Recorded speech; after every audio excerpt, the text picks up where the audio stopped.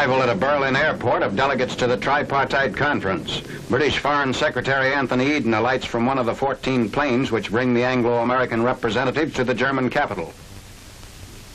Secretary of War Henry L. Stimson is in the U.S. delegation arriving 15th July. En route to Berlin, Mr. Stimson's plane made a long detour to enable him to see Langres, France, where he was stationed for a time in the last war. James F. Burns, who recently succeeded Edward R. Stettinius as Secretary of State.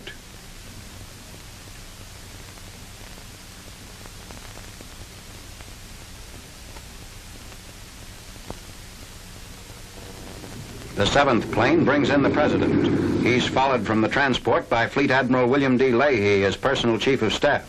Mr. Truman flew in from Brussels after landing at Antwerp from the cruiser Augusta, in which he crossed the Atlantic.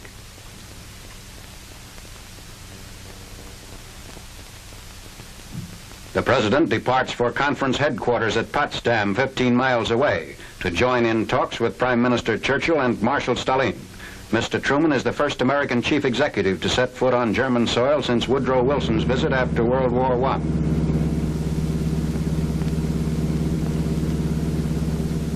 The arrivals continue at the airport. General H.H. Arnold, Chief of the Air Forces.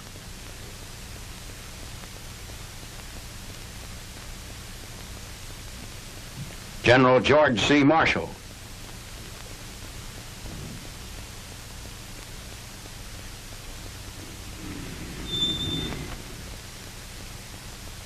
Highest-ranking officers of Britain and Russia will attend the conference with the American Chiefs of Staff.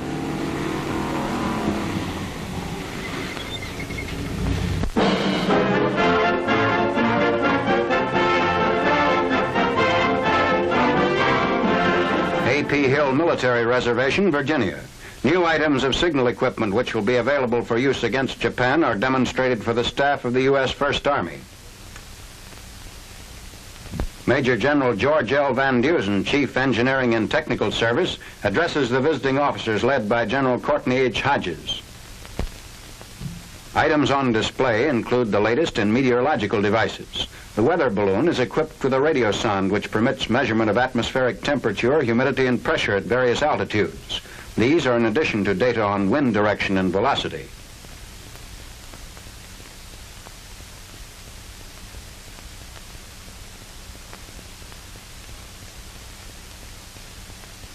The transmitter signals are received by radio set SCR 658, which supersedes the optical method for tracking balloons and permits all-weather observation. The position of the balloon is indicated on a cathode ray tube. Sound locating set GR6, compact magnetic tape recording equipment for determining the position of hidden enemy small arms and directing counterfire. The set employs a triangular array of buried microphones, of which this is the main component with leads to the other microphones. Azimuths are determined by measuring time differences of sound arrival between microphones.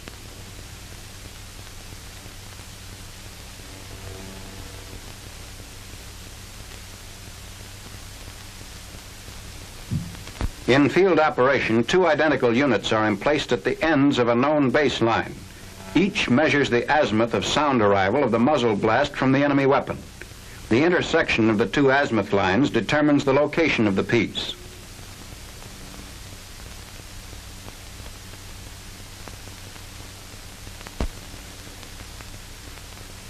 The operator records his calculations. Provision is also made for rapid self-survey of the baseline and the positions of the counterfire weapons by means of sound signals. A moisture-proof switchboard measuring 12 by 3 by 1 1/4 inches and weighing only 1½ pounds is particularly useful for jungle, mountain, amphibious, and airborne operations. Designated as SB-18GT, it may be strapped to a tree as a switching center for local battery telephone lines. Properly braced in the plastic case, it becomes the operating shelf for the switchboard's 7 adapter plugs, also of plastic construction. First, the field wire connection is made. Each of the plugs contains a neon lamp supervisory signal. They may also be used to substitute a visual signal for the audible ringer in field telephones.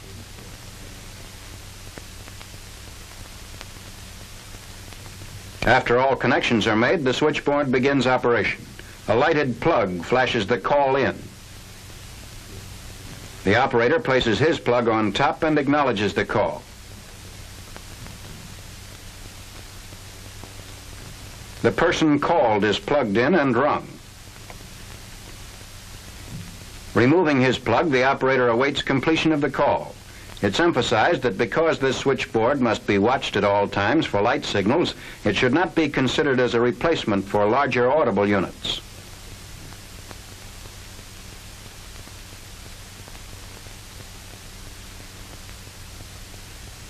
SB-22PT, a new portable waterproof non-positional switchboard. Suitable for Pacific warfare, it's equipped with desiccator and other weatherproof features. Sets now in the field weigh about 70 pounds, but this model has been reduced to 22 pounds.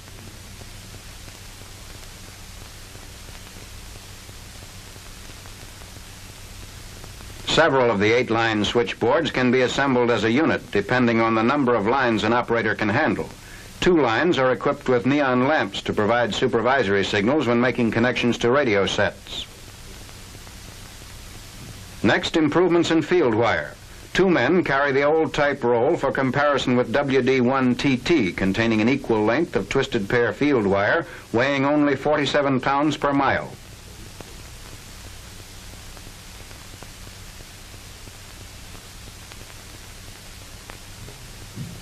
Each conductor is composed of 4 copper and 3 steel strands of insulated plastic compound and covered with a nylon jacket. Demonstrating wire laying by bazooka with wire dispenser MX301G containing 3,300 feet of specially wound wire. The dispenser will operate from vehicles, aircraft, packboards, bazookas, or rifle grenades. Communication is possible over the wire while it's being laid.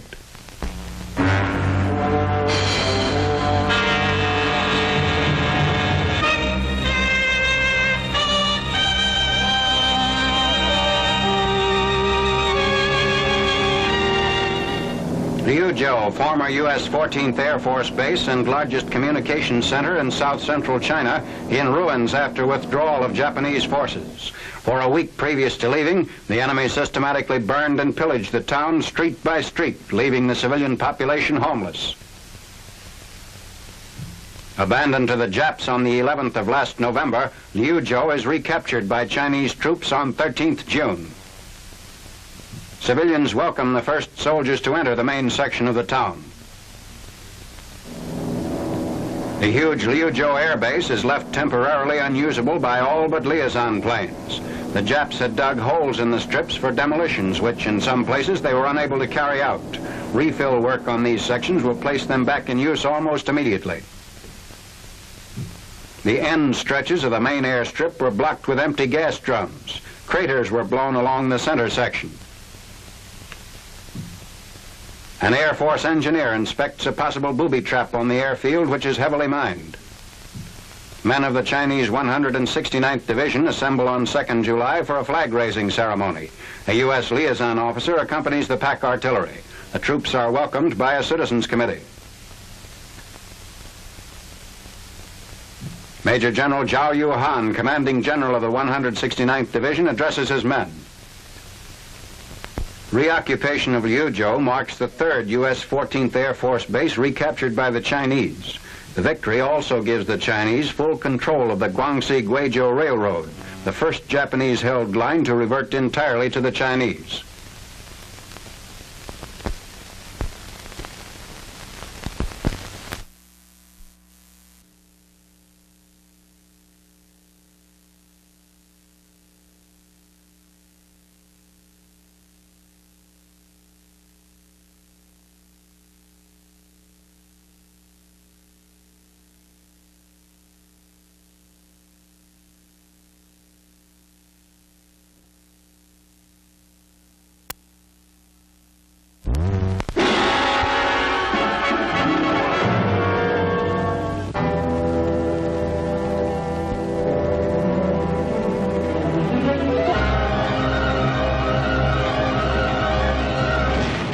Marine Corps films of the invasion on 9th June of Agunishima, an island in the Ryukyu group.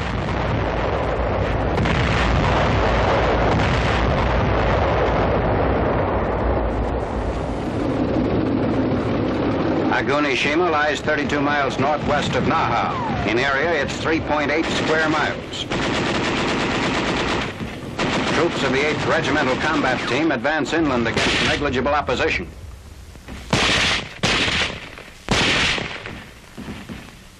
It's believed that the island's garrison was evacuated to Okinawa sometime prior to the landing.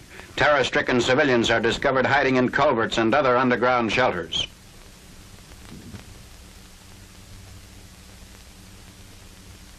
Japanese propaganda has been successful in convincing the natives that they face torture and death if they fall into our hands. The sight of a motion picture camera adds to the terror of a civilian who's been coaxed out of his hiding place. Typical of the propaganda fed these people is that which calls Americans animal-like devils bent on destroying every single Japanese they can get their hands on.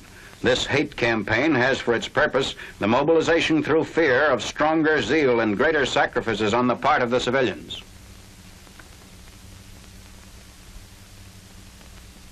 To combat the intense fright built up in the minds of the natives, our psychological warfare units have increased their efforts to reach the Japanese people with leaflets.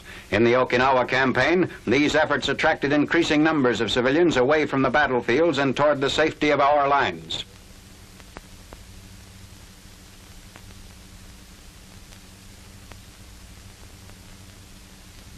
Native women prostrate themselves before a GI who attempts to calm their fears by offering them cigarettes.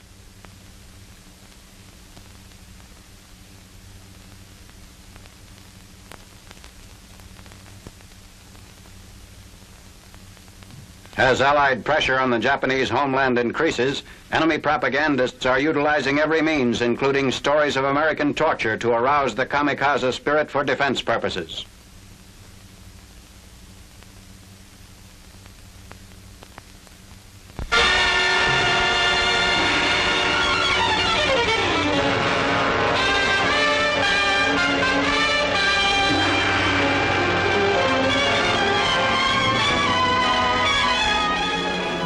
Air Corps films of 13th Air Force bombers attacking Japanese coastal defense positions, oil installations, and airfields at Balikpapan on the southeast coast of Borneo.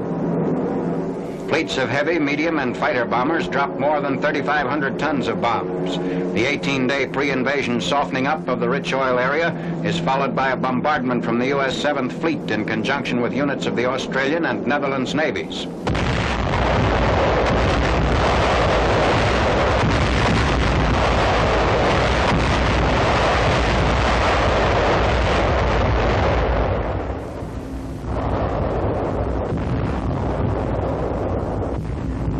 After the longest aerial and naval bombardment of the Southwest Pacific fighting, infantry and armored units of the Australian 7th Division go ashore at Clandasan, the European suburb of Balikpapan.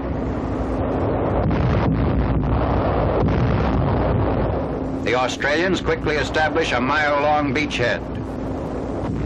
The invasion is made under a pall of smoke from flaming oil tanks set on fire by Allied planes to prevent a possible flooding of the coastal waters with burning oil. Infantry moves inland, supported by Matilda tanks of the 1st Australian Armored Regiment. 25-pound howitzers blast Jap defensive positions.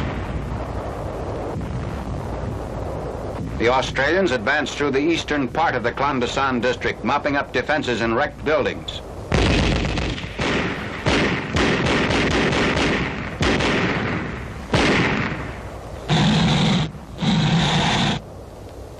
General MacArthur and Australian officers direct the operation. Against light oppositions, troops secure Parramatta Ridge, dominating Balikpapan city. Oil installations are smashed by pre-invasion shelling and bombing. The destroyed cracking plant of the Royal Dutch Shell Oil Company. Capture of Balikpapan deprives the Japanese of one of their chief sources of oil, and, according to General MacArthur, gives the Allies complete tactical control of the entire Southwest Pacific.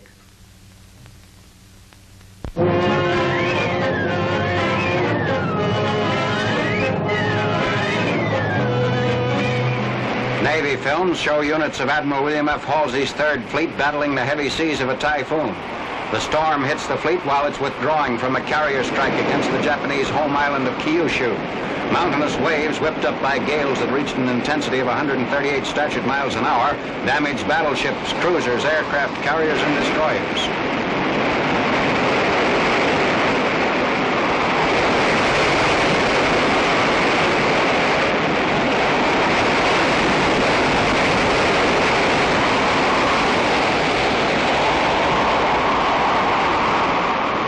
Kingfisher seaplanes on the stern of the USS Massachusetts are wrecked on their launchers.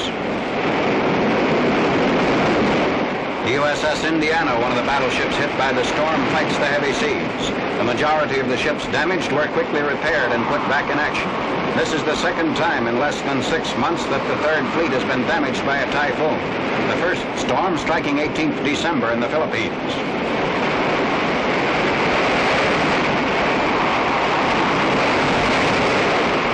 5 aircraft carriers, including the Hornet, Bennington, and San Jacinto, are damaged. Planes on the deck of one of the carriers are tossed about like matchsticks by the heavy winds and by waves which reach a height of more than 100 feet.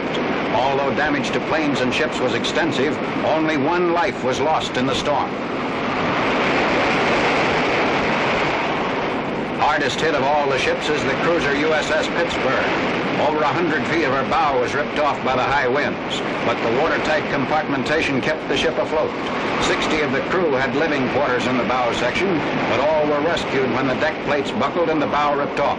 Seaplanes on the stern deck are badly damaged. 1 remains on its catapult launcher, while others are knocked over and wrecked on the deck.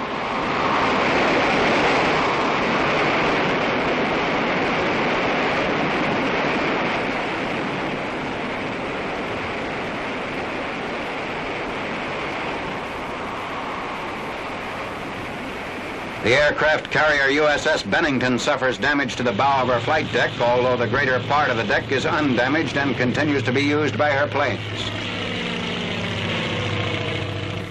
The steel girders supporting the deck are bent and twisted, and the wrecked section hangs over the bow. The crew of the carrier Hornet repairs damage. Planes were caught and wrecked on the flight deck when the wind renewed itself with sudden fury after it was thought to have calmed down. The primary typhoon was replaced by a secondary, more violent typhoon, and it was this second storm which battered the Third Fleet.